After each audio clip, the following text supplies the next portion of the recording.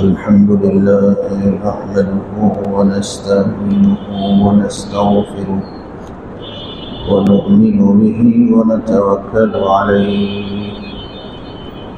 ونعوذ بالله من شرور أنفسنا ومن سيئات أعمالنا من يهده الله فلا مضل له ومن يضلله فلا هادي له ونشهد أن لا إله إلا الله وحده لا شريك له ونشهد أن سيدنا ونبينا ومولانا محمدا عبده ورسوله صلى الله عليه وعلى آله وأصحابه وبارك وسلم.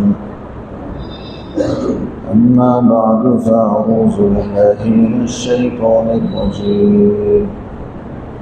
بسم الله الرحمن الرحيم. إن تجتنبوا كبائر ما تنهون عنه نكفر عنكم سيئاتكم وندخلكم مدخلا كريما ولا تتمنوا ما فضل الله به بعضكم على بعض للرجال نصيب مما اكتسبوا وللنساء نصيب مما اكتسبوا واسألوا الله من فضله إن الله كان بكل شيء عليما. صدق الله المولى درود الشريف اللهم صل على محمد وعلى آل محمد كما صليت على إبراهيم وعلى آل إبراهيم إنك حميد مجيد. اللهم بارك على محمد وعلى آل محمد كما باركت على إبراهيم وعلى آل إبراهيم إنك حميد مجيد.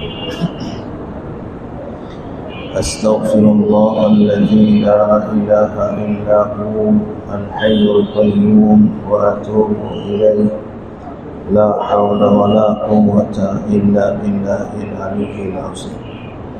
سبحان الله وبحمده سبحان الله العظيم. سبحان الله وبحمده عدد خلقه ورضاء نفسه وزنة عرشه ومداد كلماته. আল্লাহ জাল্লা শানুহু আম্মা নওয়ালহু ইরশাদ করেন, তোমরা নিজেদেরকে হত্যা করো না। মাল, নারী, জমিন, এই তিনটা জিনিস বড় খতরনাক। জমিন, নারী আর টাকা, মাল, এর উপরে মানুষ একজন আরেকজনকে হত্যা করে। আল্লাহ জাল্লা শানুহু বলেন, তোমরা একে অপরকে হত্যা করো না। নারীর প্রেমে পড়ে, টাকার লোভে পড়ে আরেকজনের সম্পদ অন্যায়ভাবে গ্রাস করার লক্ষ্যে তোমরা একে অপরকে হত্যা করো না।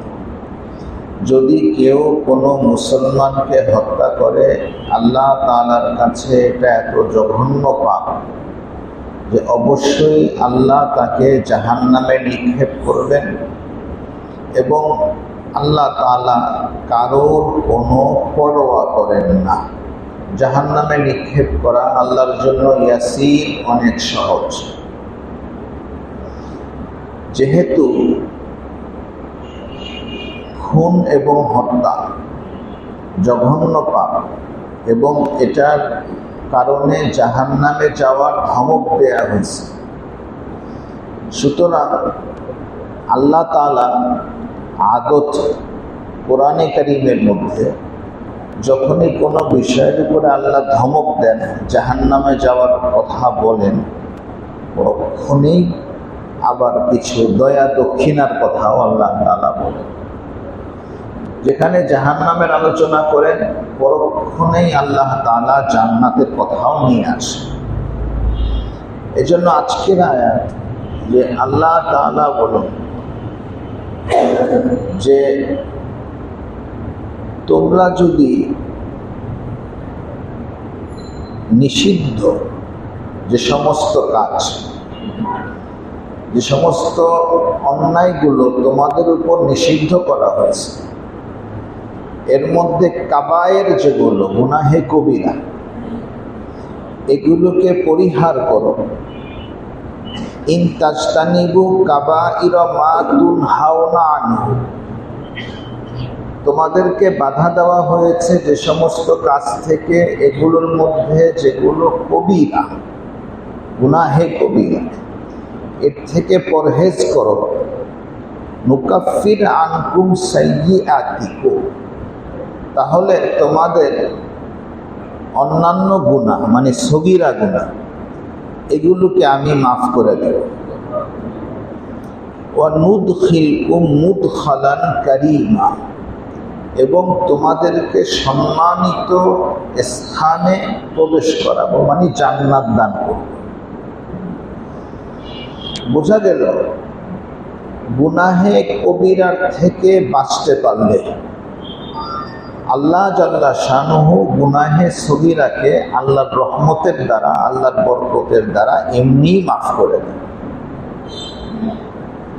এখন আজকের এই বৈঠকে গুনাহ সম্পর্কে কিছু আলোচনা। গুনাহ এটার 4টা স্তর আছে। সর্বোচ্চ স্তর, যেটা সবচেয়ে মারাত্মক, এটাকে আরবিতে বলে মাসিয়া, নাফরমানি, অবাধ্যতা। মাসিয়তের বিপরীত হইল তাআত, ইবাদত। আল্লাহর ইবাদত, অন্যদিকে আল্লাহর অবাধ্যতা। আল্লাহর আনুগত্য, অন্যদিকে আনুগত্যহীনতা, মাসিয়াত। এটা হলো গুনার সর্বোচ্চ স্তর, মাসিয়াত। মাসিয়তের বিপরীতে শব্দ আসতেছে তাআত, ইবাদত, আনুগত্য। গুনার এরপরের স্তরের নাম হলো সাইয়্যাতুন, এখানে সাইয়্যা শব্দ আসছে, এর থেকে একটু নিচে। সাইয়্যাত বিপরীত শব্দ হইল হাসানাহ, নেকি। আচ্ছা, এরপরের স্তর হইল খতিআহ, ভুল। খতিআর বিপরীত শব্দ হলো সওয়াব, সঠিক। এবং গুনার সর্বশেষ সর্বনিম্ন স্তরের নাম হইল জানুব, জানবুন, জানুব। এর বিপরীতে কোনো শব্দ নেই। মোট কথা, এই যে 4টা স্তর, সাইয়্যাহ, মাসিয়া, খতিআ, সাইয়্যা, মাসিয়া, সাইয়্যা, খতিআ, জানুব, এই 4টা স্তরের মধ্যে প্রথম যে স্তরটা, যেটাকে মাসিয়ত বলা হয়, যেটার বিপরীতে তাআত শব্দ আসে, এটা হলো গুনাহে কবিরা। এটা ছাড়া আর বাকি যে 3টা আছে, সাইয়্যা, খতিআ, জানুব, এই 3টা হলো গুনাহে সগীরা। এখনো কিন্তু কথাটা স্পষ্ট হয় নাই। খালি এতটুকু বুঝছেন যে গুনার 4টা স্তর আছে। সবচেয়ে মারাত্মক স্তর প্রথমটার নাম হইল মাসিয়াত, আর বাকি 3টা হইল সাইয়্যা, খতিআ, জানুব। এতটুকু জানতে পারছি। এখন এই 3-4 স্তরের মধ্যে প্রথম স্তরের গুনাহ হইল কবিরা, আর বাকি 3 স্তর হইল গুনাহে সগীরা। আল্লাহ বলেন, ইন তাজতানিবু কাবাইরা মা তুনহাউনা আনহু, তোমরা যদি তোমাদেরকে নিষেধ করা কবিরা গুনাহ যেগুলো, মানে মাসিয়ত যেগুলো, এগুলোর থেকে বাঁচতে পারো, নুকাফির আনকুম সাইয়্যাতিকুম, তাহলে তোমাদের গুনাহে সগীরা মানে সাইয়্যা হোক, খতিআ হোক, জানুব হোক, এগুলোকে আমি মাফ করে দেব। নুদখিলুকুম মুদখালান কারীমা, এবং তোমাদেরকে সম্মানিত স্থানে প্রবেশ করাবো।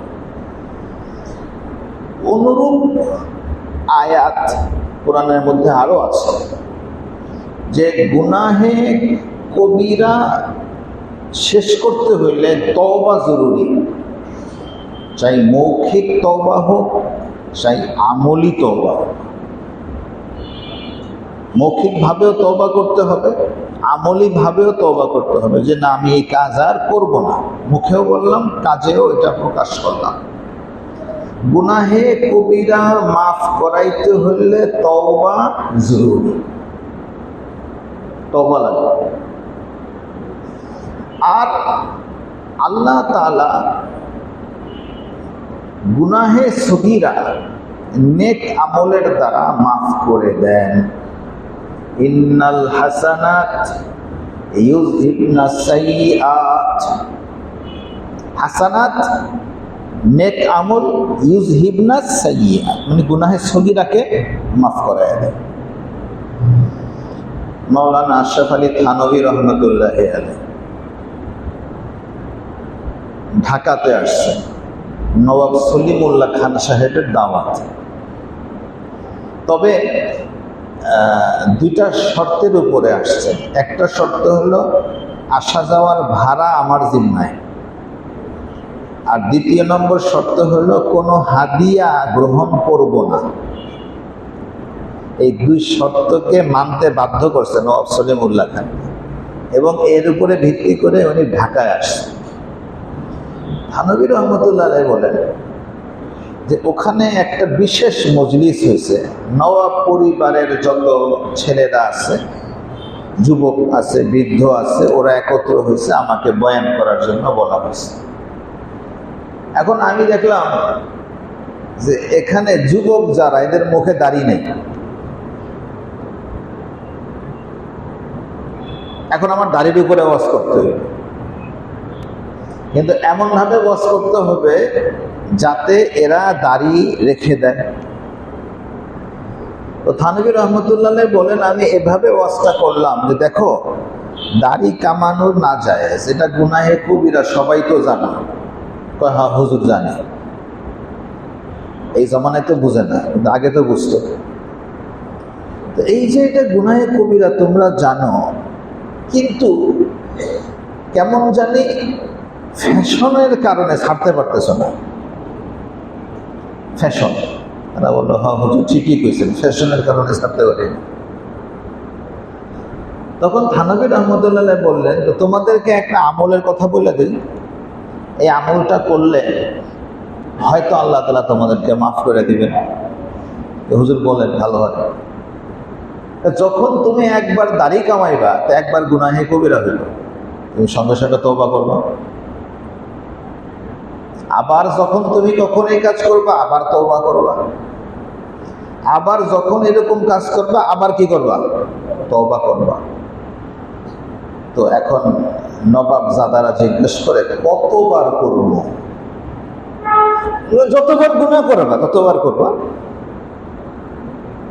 এটা করা যায় না? হ্যাঁ করা তো যায়। কতবার করবো? যতবার গুনাহ করবা ততবার করবা। হুজুর তারপরে দেখবো এক সময় আস্তে আস্তে দাড়িটা মনে ছুটে যাবো, ফ্যাশন আর থাকবে না। তো তারা মানছে যে হ্যাঁ হুজুর আমরা এই আমলটা করবো। কেউ যদি গুনাহ করার সঙ্গে সঙ্গে তওবা করে, গুনাহ করলো তওবা করলো, গুনাহ করলো তওবা করলো, তো এটা করতে পারলে কি হয়, এটা এক সময় গুনাহ করা ছুটে যায়, থাকে না। আর করতেছে করতেছে গুনাহ, মরার আগে দিয়া ছাড়ো, বুড়া হয়ে গেলে ছাড়ো, হজ কইরা তারপরে ছাড়ো, ওর আর ছাড়া হয় না। তো যাই হোক, আমি বলতেছিলাম যে গুনাহে কবিরা এটা তওবা করলে মাফ হয়, তওবা না করলে কি হয় না, মাফ হয় না। আর গুনাহে সগীরা এটা নেক আমলের দ্বারাই আল্লাহ তাআলা মাফ করে দেন, যেরকম কোরআনের মধ্যে আসছে ইন্নাল হাসানাত ইউযহিবনা সাইয়্যাত, যে নেক আমল বদ আমলকে মাফ করে দেয়। আচ্ছা, তাহলে গুনার 4টা স্তরের কথা বলা হইল, মাসিয়ত, সাইয়্যা, খতিআ, যানুব। এবং এর মধ্যে মাসিয়ত হইল গুনাহে কবিরা, বাকি 3টা সগীরা। গুনাহে কবিরা মাফ করাইতে হলে কি লাগবে, তওবা লাগবে। গুনাহে সগীরা আল্লাহ তাআলা বিভিন্ন আমলের দ্বারা কি করে দেন, মাফ করে দেন। আচ্ছা,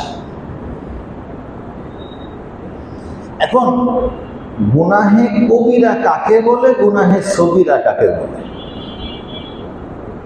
এ বিষয়ে প্রথমত একটা কথা জানা নেন। প্রত্যেক গুনাহ আগের গুনার দিকে তাকাইলে সগীরা, আর পরের গুনার দিকে তাকাইলে কবিরা। একটা দৃষ্টান্ত দেই। এক লোকের 5 ছেলে আছে, 5টা ছেলে। এখন 3 নম্বর ছেলে বড় না ছোট, কোন 3 নম্বরটা বড় না ছোট? হ্যাঁ, কেউ কেউ ছোট, কেউ কেউ বড়। 3 নম্বর ছেলেটা 4 নম্বর ছেলের দিকে তাকাইলে বড়, আর 2 নম্বরের দিকে তাকাইলে ছোট, ঠিক কিনা? যখন একাধিক গুনাহ এরকম থাকে, তো প্রত্যেক গুনাহ তার চেয়ে বড় গুনার দিকে তাকাইলে এটা কি হবে, ছোট হবে, সগীরা হবে। আর তার নিচের দিকে তাকাইলে সেটা কি হবে, কবিরা হবে। এ কারণে ওলামায়ে কেরামগণ একদম কতগুলি গুনাহ কবিরা এর সংখ্যা একেবারে সুনিশ্চিতভাবে নির্ধারণ করেন নাই, যাতে আমরা এই ভয়টা মনের মধ্যে রাখি যে আমি যে গুনাহটা করতেছি না জানি এটা কবিরা হয়ে যায়। এই ভয়ে যেন আমি গুনাহ থেকে দূরে থাকি, এই জন্য চিহ্নিত করেন নাই। তবে ইমামে হযরতে আব্দুল্লাহ ইবনে আব্বাস রাদিয়াল্লাহু তাআলা আনহু তাফসিরে জালালাইনের মধ্যে তার কথা আসছে। উনি বলছেন গুনাহে কবিরার সংখ্যা প্রায় 700।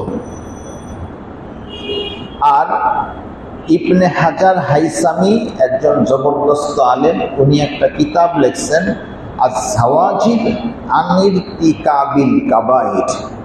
এই কিতাবের মধ্যে এই 700 গুনাহে কবিরার ফিরিস্তি উল্লেখ করছে। তবে এত লম্বা ফিরিস্তি 700 গুনাহে কবিরা পড়তে হলে আপনার ওই কিতাব সংগ্রহ করতে হবে, আয-যাওয়াজির আন ইরতিকাবিল কাবাইর। তবে বুখারী মুসলিমের এক হাদিসের মধ্যে হুজুরে পাক সাল্লাল্লাহু আলাইহি ওয়াসাল্লাম মোটামুটি 7টা গুনাহকে কবিরা হিসাবে চিহ্নিত করছে। হুজুর আকরাম সাল্লাল্লাহু আলাইহি ওয়াসাল্লাম বলেন, ইত্তাকু সাবআল মুবিকাত, 7টা ধ্বংসাত্মক গুনাহ থেকে নিজেকে বাঁচাও। কয়টা? 7টা। আর শিরকু বিল্লাহ, আল্লাহর সাথে কাউকে শরীক করা। ও সিহর, জাদু করা, কুফরি করা, এবং জাদু টোনা করার জন্য কারো কাছে যাওয়া, এটা কি গুনাহে কবিরা। ও কতলুন নাফসি বিগয়রি হাক্কিন, এবং অন্যায়ভাবে কোনো ব্যক্তিকে হত্যা করা। শুধু ব্যক্তি না, কোনো প্রাণীকে নাহক অন্যায়ভাবে হত্যা করা। কুকুর, বিড়াল কিছু করে ধরে নাই, এমনি ফুর্তি করার জন্য পিঠে মেরে ফেলাইছে, এটা কি হবে, গুনাহে কবিরা। মশা মারলে গুনাহে কবিরা হইতো না, সার পোকা মারলে কি হবে না, গুনাহে কবিরা হবে না। ইবনে আব্বাস রাদিয়াল্লাহু তাআলা আনহুকে একজন জিজ্ঞেস করে, হুজুর সার পোকার রক্ত পাক না নাপাক, মশার রক্ত পাক না নাপাক? জিজ্ঞেস করলে, বেটা তোর বাড়ি কই? বাড়ি হলো আমাদের কুফা, কারবালার কাছে। তো ইমাম হোসেনের মাইরা ফেলাইলি তোরা, আর আহলে বাইত 70 জনকে হত্যা করে ফেললি তোরা, এতগুলি মানুষের রক্ত প্রবাহিত করলি, ওইখানে হালাল হারাম পাক না পাকের প্রশ্ন আসলো না, সার পোকার মশার রক্ত পাক না না পাক এই প্রশ্ন আমারে করছ। এক নম্বর হলো আল্লাহর সাথে কাউকে শরীক করা, 2 নম্বর হলো জাদু টোনা করা, জাদুকরদের কাছে যাওয়া, 3 নম্বর হলো কোনো প্রাণীকে কোনো কারণ ছাড়া অন্যায়ভাবে হত্যা করা, বধ করা, 4 নম্বর হলো সুদ খাওয়া, 5 নম্বর হলো এতিমের মাল ভক্ষণ করা। সুদ খাওয়া, এতিমের মাল ভক্ষণ করা। কেমন জানি 40 আর দাওয়াত পাইলে মানুষ অস্থির হয়ে যায়, বরকতের খাবার খাইতে যায়। কিসের খাবার? মুখে মারা গেছে আজকে 40, আর 40 আর খাবার যে রান্না করছে এজমালি টাকা দিয়ে রান্না করছে, এজমানি টাকার মধ্যে এতিমের মালও আছে, কথার কথা। তো 40 আর খাবার কি বরকতের খাবার হইল না গুনার খাবার হইল, হারাম খাবার হইল? সমঝনে কি বাত হয়? ব্যাপারটা তো একেবারেই সহজ। এক ব্যক্তি মারা গেছে, তার এতিম বাচ্চা কাচ্চা আছে, 40 করছে, এজমালি টাকা দিয়ে 40 করছে। আর তুমি কি খাইতেছো? এতিমের মাল খাইতেছো, নাবালেগের মাল খাইতেছো, পেটের মধ্যে হারাম মাল ভরতেছো। 1 নম্বর আল্লাহর সাথে কাউকে শরীক করা, 2 নম্বর জাদু করা, 3 নম্বর অন্যায়ভাবে কোনো ব্যক্তি কোনো প্রাণীকে হত্যা করা, 4 নম্বর হলো সুদ খাওয়া, 5 নম্বর হলো এতিমের মাল খাওয়া। 6 জিহাদের ময়দান থেকে পলায়ন করা। যুদ্ধে গেছে তো মরার জন্য, আবার ভাগো কেন? জিহাদের ময়দান থেকে পলায়ন করা, আল ফিরারু ইয়াউমাস সাহাফ। এবং সর্বশেষ হল সতী নারী, যারা দুনিয়ার এত খোঁজ খবর রাখে না, সতী নারীর বিরুদ্ধে ব্যভিচারের অপবাদ দেওয়া মারাত্মক গুনাহে কবিরা। সতী নারীর বিরুদ্ধে কি করা? ব্যভিচারের অপবাদ দেওয়া, এটাও কি গুনাহে কবিরা। হুজুরে পাক সাল্লাল্লাহু আলাইহি ওয়াসাল্লাম বলেন, ইত্তাকুস সাবিকাল মুসাবাল মুবিকাত, এই 7টা বড় বড় গুনাহের থেকে তোমরা বাঁচার চেষ্টা করো। গুনাহে কবিরার সংজ্ঞা অনেকে অনেকভাবে ব্যক্ত করছে। কেউ কেউ বলছেন যে কোরআনে কারীমের মধ্যে এবং হাদিসের মধ্যে যে সমস্ত গুনাহের উপরে শাস্তির ঘোষণা দেওয়া হয়েছে, জেনা, চুরি, অপবাদ দেওয়া, কাউকে হত্যা করা, গীবত ইত্যাদি যে সমস্ত গুনাহের উপরে শাস্তির ঘোষণা দেওয়া হয়েছে ওগুলি গুনাহে কবিরা।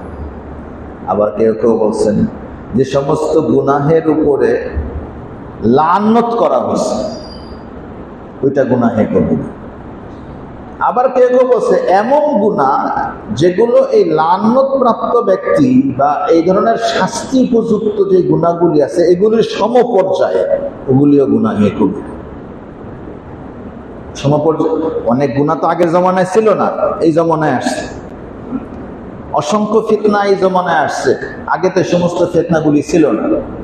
তো যে সমস্ত গুনার উপরে জাহান্নামের শাস্তি আসছে, লানতের কথা আসছে এবং শাস্তির ঘোষণা আসছে, ওই মানের ওই পর্যায়ের গুনাহ যখন সে করে, এটাও কি হবে? গুনাহে কবিরার সাথে শামিল হয়ে যাবে। মোট কথা, গুনাহে কবিরা এটা অনেক বড় খারাপ গুনাহ এবং তওবা না করলে মাফ হয় না। গুনাহে সগীরা তওবার দ্বারাও মাফ হয়, নেক আমলের দ্বারাও মাফ হয়। আর প্রত্যেকটা গুনাহই তার বড় গুনার তুলনায় ছোট, আর ছোট গুনার তুলনায় বড়। প্রায় 700 গুনাহের কবিরার কথা ইবনে আব্বাস রাদিয়াল্লাহু তাআলা আনহু আলোচনা করছেন। আর আমি সহিহ বুখারী মুসলিমের হাদিসের থেকে 7টা গুনাহে কবিরার কথা আপনাদের সামনে তুলে ধরলাম এবং গুনাহে কবিরার সংজ্ঞা বিভিন্ন রকমের আছে, ব্যক্ত করলাম। তাহলে আমাদের কাজ কি হবে? যে কবিরা করব না, সগীরা করব। আমাদের কাজ হলো কবিরার থেকেও বাঁচার চেষ্টা করব, সগীরার থেকেও বাঁচার চেষ্টা করব। হুজুর পাক সাল্লাল্লাহু আলাইহি ওয়াসাল্লাম ইরশাদ করেন, ইত্তাকিল মাহারিমা তাকুন আবাদান নাস। বেশি নামাজ পড়ার দরকার নাই, বেশি রোজা রাখার দরকার নাই, বেশি মুজাহাদা করার দরকার নাই, খালি গুনাহ থেকে বাঁচো। তুমি সবচেয়ে বড় বুজুর্গ, তুমি সবচেয়ে বড় ওলি আল্লাহ হয়ে যাও। বাস গুনাহ থেকে বাঁচলে মোটামুটি ফরজ সুন্নত আদায় করতেছে, ফরজ রোজাগুলি রাখতেছে না, যাকাত আদায় করতেছে, আর কি সে গুনাহের থেকে বাঁচতেছে। বাস তাকুন আবাদান নাস, তুমি সবচেয়ে বড় ইবাদতকারী সাব্যস্ত হইলা। আল্লাহ তাআলা আমাদেরকে গুনাহে কবিরা এবং গুনাহে সগীরা সমস্ত গুনাহ থেকে পরহেজ করার তৌফিক দান করুন। ইন তাজতানিবু কাবাইরা মা তুনহাউনা আনহু, তোমাদেরকে নিষিদ্ধ করা হয়েছে এরকম গুনাহের কবিরার থেকে যখন তোমরা বাঁচবে, নুকাফির আনকুম সাইয়্যাতিকুম, আমি তোমাদের গুনাহের সগীরাগুলি মাফ করে দিব, নুদখিলকুম মুদখালান কারীমা, এবং তোমাদেরকে সম্মানিত স্থান জান্নাত দান করব। ولا تتمنوا ما فضل الله به بعضكم على بعض للرجال نصيب مما اكتسبوا وللنساء نصيب مما اكتسبنا। মানুষের একটা অভ্যাস স্বভাব, নিজের থেকে বড় গুণে গুণান্বিত কাউকে দেখলে তার মধ্যে হিংসা কাজ করে। আল হাসাদ, হিংসা বাইরে দিয়ে তো আর দেখা যায় না যে আপনি হিংসা করছেন, আপনার কলবের এখানে একটা সিগন্যাল পড়ছে, লাল রঙের সিগন্যাল, বুঝা গেলাম যে আপনি হিংসা করছেন, এরকম কোনো কিছু হয় না। কিন্তু হয়তো হিংসা তো লাগে। কোনো ব্যক্তি ভালো ডিগ্রি অর্জন করছে, ব্যবসায় লাভ করছে, অথবা এরকম কোনো ভালো চাকরি পেয়ে গেছে, তো তার বরাবরের লোকরা কি করে? হিংসা করে। ওই কেন এটা পাইলো, ওর যাত্রা ভঙ্গ করতে হবে, নিজের ক্ষতি করে হইলেও তাকে নষ্ট করতে হবে, করে না? কোনো মেয়ে লোক ভালো জায়গায় বিয়ে হয়েছে, অথবা তার চেহারা আল্লাহ সুন্দর বানাইছে, অথবা সে পরীক্ষাতে ভালো নম্বর পেয়ে পাস করছে, আর অন্য মহিলা হিংসায় জ্বলে। বাংলায় কি বলে? হিংসায় জ্বলে, আসলেই জ্বলে। হাদিসের মধ্যে আসছে, আল হাসাদু তাকুলুল হাসানাত কামা তাকুলুল নারুল হাতাবা, আগুন যেরকম কাঠকে পোড়ায়া দেয়, ছাই বানায়া দেয়, হিংসাও কি করে? মানুষের আমলকে পোড়াইয়া ছাই বানায়া দেয়। তাহলে এমন একটা গুনাহ, যে গুনাহটা ভিতরে ভিতরে হইতেছে, কিন্তু ভিতরে ভিতরেই আমার আমল নষ্ট হয়ে যাচ্ছে। আল্লাহ তাআলা বলেন, আরে হিংসা করো কেন? তোমার থেকে আল্লাহ যদি কাউকে ভালো বানান, সুন্দর বানান, লম্বা বানান, ভালো চামড়াওয়ালা বানান, সে যদি তোমার থেকে আগে বেড়ে যায় অর্থে, যশ, খ্যাতি, সম্মান, ক্ষমতার দিক থেকে, এটা তো সেও কিছু পরিশ্রম করছে, তার কিছু পরিশ্রম মেহনতের কারণে তো সে লাভ করছে। তুমিও চেষ্টা করো। তুমি বসে রয়েছো কেন? সবাই চলিছে উন্নতির পথে, তুলিয়া বিজয় কেতু। সবাই চলিছে বা সবাই ছুটিছে উন্নতির পথে, তুলিয়া বিজয় কেতু। আলস্যের মতো শায়িত শয়নে, তুমি তবে কোন হেতু? তুমি শুয়ে রয়েছো কেন? তুমি একটু চেষ্টা করো, মেহনত করো, চেষ্টা করো হাসিল করতে। ও বেচারা চেষ্টা করছে, সে কৃতিত্ব অর্জন করছে, এটা নিয়ে তাকে হিংসা করা উচিত না। এরকম কোনো মেয়ে যে ভালো জায়গায় বিয়ে হয়েছে, ভালো সম্বন্ধ হয়েছে, আরেকজনে হিংসায় চলে, এই বিয়া ভাঙতে হবে, এই সম্পর্ক রাখা যাবে না, টিকতে দেওয়া যাবে না। এখন দৌড়ায় হুজুরদের। হুজুর মানে আমাকে মতন আর কি কিছু লোক আছে না, আমাদের মতো কিছু লোক আছে না, খালি এই এই এই একবার উপর থেকে নিচে টান, নিচে থেকে উপরে টান, তারপরে কি করো, মরার খুলি লইয়া আসো, তারপরে গরুর চামড়া নিয়ে আসো, তারপরে পেঁচার এই ঝুটি কাইটা নিয়ে আসো, তারপরে শুকুনের লেজ নিয়ে আসো, এগুলি দিয়া তারপরে কি দিয়ে লেখে 1 2 3 4 লেখা কয়টা কবরের মধ্যে দাফন করে দাও। তাহলে কি হবে? সম্পর্ক আর থাকবে না, ভেঙে যাবে। আছে কিনা এরকম? فَيَتَعَلَّمُونَ مِنْهُمَا مَا يُفَرِّقُونَ بِهِ بَيْنَ الْمَرْءِ وَزَوْجِهِ।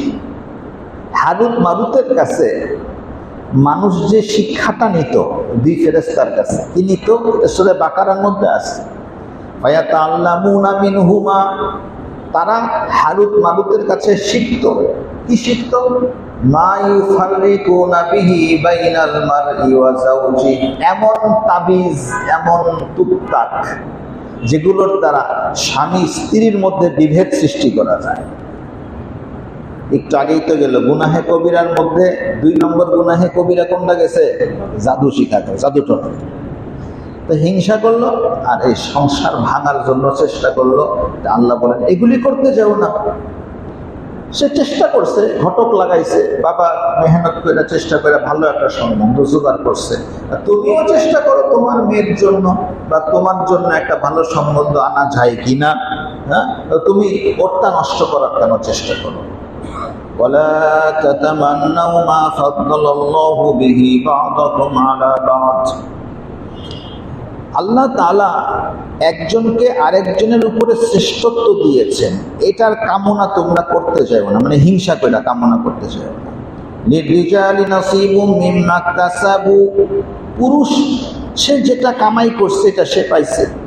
ওয়ালিন নিসাই নাসিবুম মিম্মা কাসাবনা, এবং মেয়েরা সে যেই পথে চেষ্টা করছে ওটা সে কামাই করছে, তুমিও কামাই করার চেষ্টা করো। ওয়াসআলুল্লাহা মিন ফাদলি, আল্লাহর কাছে এই করুণা তুমি চাও, আল্লাহ তাকে যেরকম দিচ্ছে আমাকেও দাও, তারটা নষ্ট হয়ে যাক, সে ধ্বংস হয়ে যাক, এই কামনা করতে চাইও না। ইন্নাল্লাহা কানা বিকুল্লি শাইইন আলিমা, নিশ্চয়ই আল্লাহ তাআলা সব কিছু সম্পর্কে সর্বজ্ঞ। আল্লাহ তাআলা সবার সব কিছু জানেন, কোনো কিছু আল্লাহ তাআলার নজর থেকে অগোচরে না। লা ইয়াযুবু আনহু মিসকালু যাররাতিন ফিস সামাওয়াতি ওয়ালা ফিল আরদ, আসমান জমিনের একটা দানা পরিমাণও আল্লাহর অজ্ঞাতে থাকে না, আল্লাহর অজ্ঞাতসারে থাকে না। সব কিছুর খবর আল্লাহ তাআলার কাছে আছে। আমার দিলের খবর এটাও কি আছে? আল্লাহ তাআলার কাছে আছে। ইয়া আবাযারিন, আবু যার, জাদ্দিদি সাফিনা, মজবুত নৌকা বানাও। ফাইন্না সাফারা তাবিল, সফর অনেক দীর্ঘ। ওয়াকসির মিনাজ জাত, আবু যার, জাদ্দিদি সাফিনা, মজবুত নৌকা বানাও। ফাইন্নাল বাহরা আমিক, সাগর অনেক গভীর। ওয়াকসির মিনাজ জাত, বেশি বেশি সওয়াব পাথেও সংগ্রহ করো। ফাইন্না সাফারা তাবিল, সফর অনেক লম্বা। খাফফিফিল হামালা ফাইন্নাল আকাবাতা কউদ, এবং বোঝা হালকা করো, দুনিয়ার বোঝা হালকা করো, দুনিয়ার জিম্মাদারি হালকা করো, কারণ খাড়া পথ বেয়ে তোমাকে উঠতে হবে। ওয়া আকসিরুল আমালা ওয়া আখলিসুল আমালা ফাইন্না নাকিদা বাসীর, এবং আমল করো ইখলাসের সাথে আল্লাহকে খুশি করার জন্য। क्योंकि देखने वाला तेरे दिल में उतर कर वो देख लेता है, किसके लिए किया, किसको खुश करने के लिए किया और किसको राजी करने के लिए किया। আল্লাহ তাআলা দিলের মধ্যে ঢুকে সত্য দেখা ফেলায়। সুতরাং হিংসার থেকে নিজেকে দূরে রাখা। হ্যাঁ, ঈর্ষা করা যাইতে পারে। ঈর্ষা মানে কারোর কোনো ভালো কিছু দেখার পরে কামনা করা, আল্লাহ তাকে দিচ্ছে আরো দিক, আমারও দিক, এটা না জায়েজ না, এটা চাওয়া যেতে পারে। তবে তারটা ধ্বংস হয়ে যাক, তার সংসার বরবাদ হয়ে যাক আর আমারটা আবাদ হয়ে যাক, এটার নাম হলো হিংসা, এবং এটা জঘন্য একটা হারাম। আল্লাহ জাল্লা শানহু এর থেকে নিষেধ করছেন।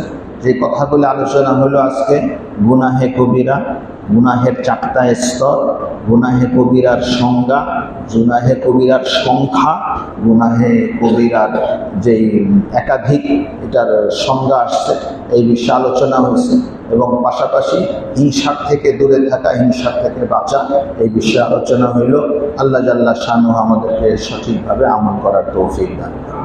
আল্লাহুম্মা লাকাল হামদু কামা আনতা আহলু ওয়া সাল্লি আলা মুহাম্মাদিন কামা আনতা وافعل بنا كما أنت أهله فإنك أهل التقوى وأهل المغفرة. ربنا ظلمنا أنفسنا وإن لم تغفر لنا وترحمنا لنكونن من الخاسرين. ربنا آتنا في الدنيا حسنة وفي الآخرة حسنة وقنا عذاب النار. इलाही गर के दरियाए गुनाहम तुमी दानी व खुद हस्ती गवाहम गुनाहे बेअदद राबार बस्तम हजारा बार तौबा शिकस्तम हिजाबे मकसदम इस्यान मंशूर गुनाहे मुजिबे हिरमान मंशूर इलाही अब्दुकल आसी आताका मुकिर्रम बिजुनूबि व क़द दआका फ़इन तग़फ़िर लहू फ़अन्त लिज़ालिका अहलू व इन तुअज़्ज़िबहू फ़मा रब्बु सिवाका। হে আল্লাহ, মেহেরবানি করে আমাদেরকে ক্ষমা করে দেন, মাফ করে দেন। আপনি আপনার কালামের মধ্যে ক্ষমা করার ওয়াদা করেছেন, মেহেরবানি করে আমাদের সমস্ত কবিরা, আমাদের সমস্ত সগীরা গুনাহগুলিকে মাফ করেন। হে আল্লাহ, মৃত্যুর আগে যেন কোনো গুনাহ আমার না থাকে। হে আল্লাহ, আমার শরীরের বাইরে, আমার কামাই রোজগারের মধ্যে, আমার আচার আচরণের মধ্যে, আমার লেনদেনের মধ্যে, হে আল্লাহ, আমার আকীদার মধ্যে কোনো গুনাহে কবিরা যেন না থাকে। আল্লাহ, সমস্ত গুনাহ থেকে আমাকে পাক সাফ করে আমাকে মৃত্যু নসিব করেন। হে আল্লাহ, আমাকে সহি মৌত নসিব করেন এবং হায়াতে তাইয়্যিবা দান করেন। আমাদের মনের নেক মাকসাদগুলিকে পূরণ করে দেন। আলমে ইসলামের উপর রহম নাজিল করেন, আপনার করম এবং দয়া নাজিল করেন। হে আল্লাহ, জুলুম সিতাম হাজারো রকমের অত্যাচারে দুনিয়া আজকে ত্রাহি দশা, মেহেরবানি করে আমাদেরকে জুলুমের মাহাউল থেকে, দাজ্জালের ফিতনা থেকে নাজাত দান করেন। রব্বানা তাকাব্বাল মিন্না ইন্নাকা আনতাস সামিউল আলিম ওয়া তুব আলাইনা ইয়া মাওলানা ইন্নাকা আনতাত তাওয়াবুর রহিম। সুবহানা রাব্বিকা রাব্বিল ইজ্জাতি আম্মা ইয়াসিফুন ওয়া সালামুন আলাল মুরসালিন ওয়ালহামদুলিল্লাহি রাব্বিল আলামিন।